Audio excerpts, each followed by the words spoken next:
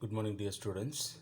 And this is the second session of continuity of yesterday's class. Yesterday, that we have studied about the how I can accommodate to the object and what is the least distance of distinction. Everything that we have discussed yesterday. Okay.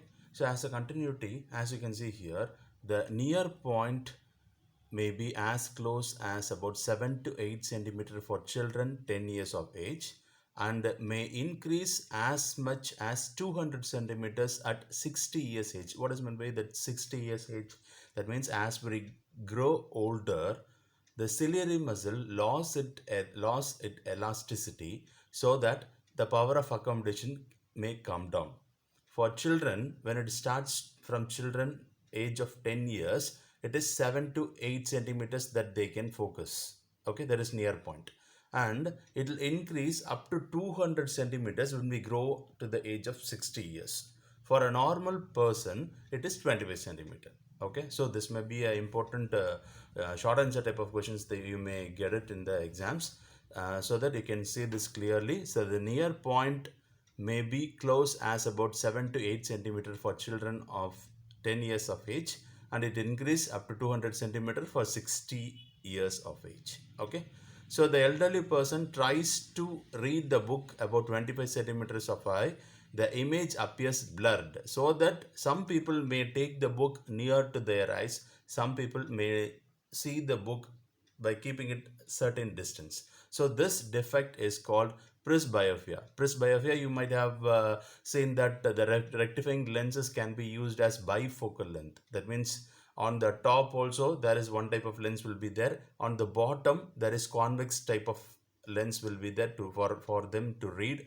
And for on the top you can see it is a concave lens for to see the distance object. Okay, so that this problem can be rectified. This problem is presbyopia. Okay, and some of the other optical defects, as you can see here, myopia is a short sightedness. The word itself, it indicates that it is short. So myopia means short. Hypermetropia, it's a long word, so that we can take that is long sightedness. Myopia, short sightedness.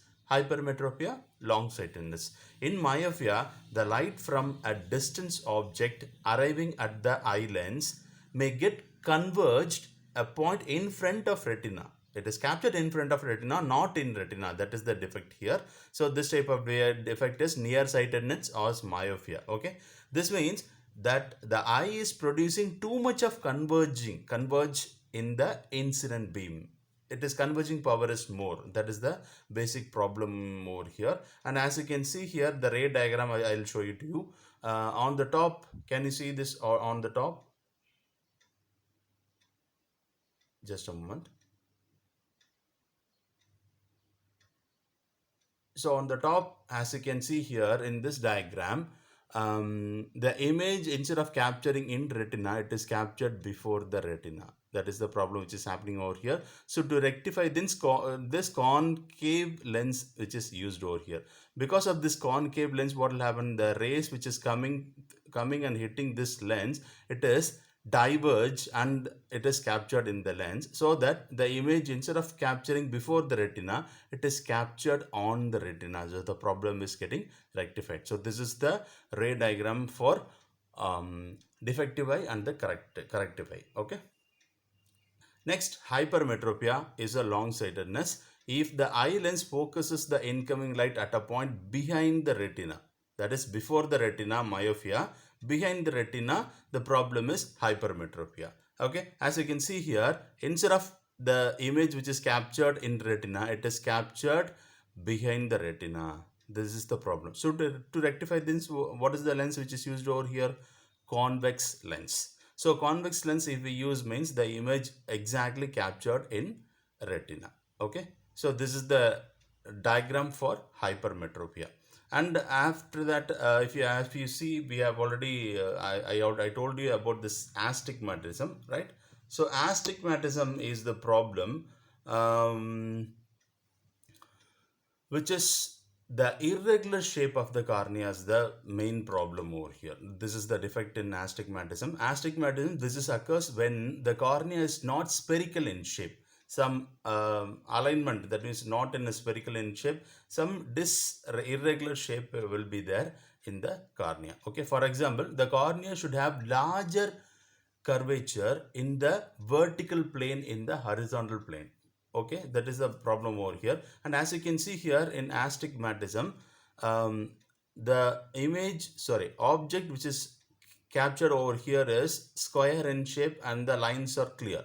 But when it is captured in the retina, the edges are blurred. Okay, image is formed in the retina, the edges are blurred, the object blurry image which is captured over here. So to rectify this kind of a problem, we should use cylindrical type of lenses. So cylindrical type of lenses if we use means we can capture the image exactly. Okay, that is the problem that we can rectify by using the cylindrical lenses. Okay, so astigmatism results in the line in one direction being well focused, while those in a perpendicular direction and may appear distorted, that is blur. It is shapeless, like that. It is changeover. Okay, so if we use cylindrical type of lenses, this problem can be addressed. Okay, and next we are going to see about certain types of optical instrument, microscope and telescope. Sorry, not telescope, telescope also, microscope and simple microscope, compound microscope, telescope. These are the things which we are going to discuss in the next video. Okay, thank you.